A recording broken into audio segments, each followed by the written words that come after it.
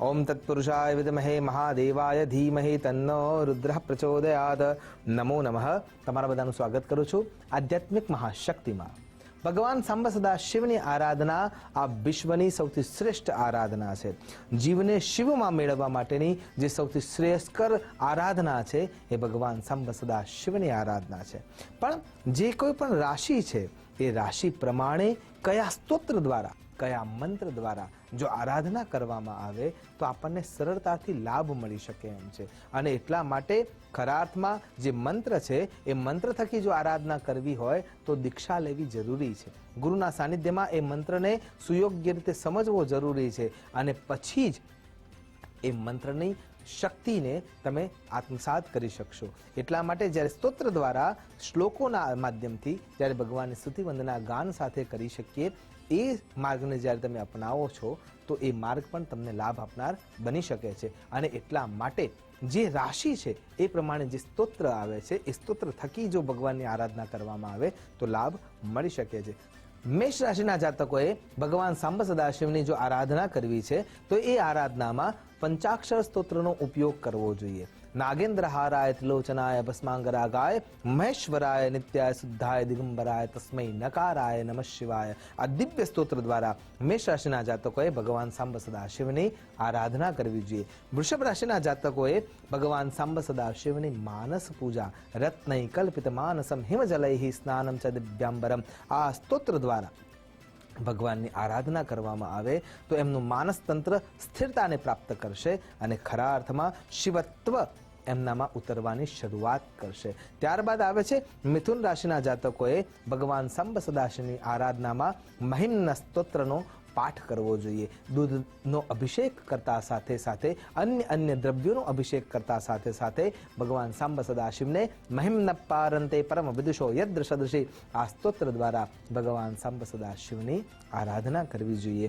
ત્યારબાદ કર્ક રાશિના જાતકોએ મૃત્યુંજય સ્તોત્ર કિમનો મૃત્યુ કરિષ્યતિ આ સ્તોત્ર દ્વારા ભગવાન સાંબ સદાશિવની આરાધના કરવી જોઈએ તો આ જાતકોને ઉત્તમ ફળ ચોક્કસ રૂપે મળે જ છે। ત્યારબાદ સિંહ રાશિના જાતકોએ સ્વર્ણમાલા સ્તોત્ર દ્વારા ભગવાન સાંબ સદાશિવની આરાધના કરવી જોઈએ। ઈશ ગિરીશ નરેશ પરેશ મહેશ બિલેશ ભૂષણ ભો સાંબ સદા શિવ શંભો શંકર શરણમ મે તબ ચરણ યુગમ આ સ્તોત્ર દ્વારા તમે ભગવાન સાંબ સદાશિવની આરાધના કરશો તો જીવનને મંગલમયતા આપનાર ભગવાન સાંબ સદાશિવ તમારા નજીક હશે।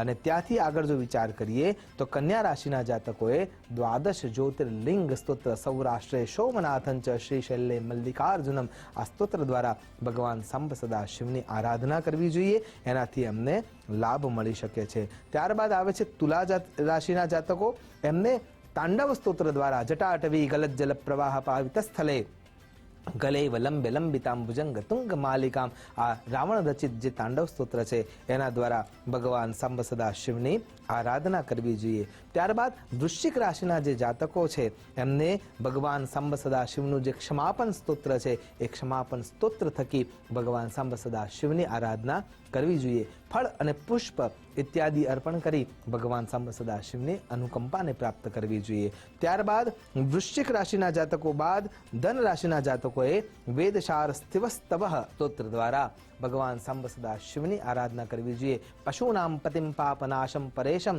આ સ્તોત્ર દ્વારા ભગવાન સાંબ સદાશિવ પર અભિષેક કરવો જોઈએ। ખાસ કરીને શેરડીના રસનો અભિષેક કરવામાં આવે તો તમારા જીવનને ઉત્તમતા તરફ દોડતી તમે જોઈ શકશો અનુભૂત કરી શકશો।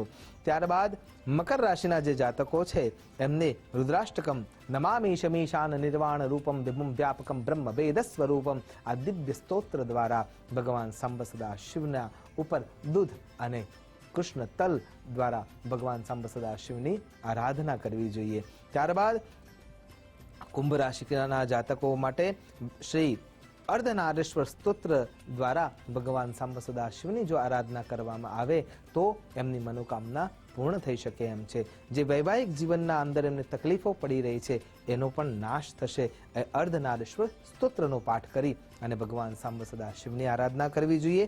અને ત્યારબાદ મીન રાશિના જે જાતકો છે એમને લિંગાષ્ટક સ્તોત્ર દ્વારા સંબ સદા શિવની આરાધના કરવી જોઈએ અને એના થકી એમના જીવનમાં સુખ, સુવિધા અને સમૃદ્ધિને તે પ્રાપ્ત કરી શકશે.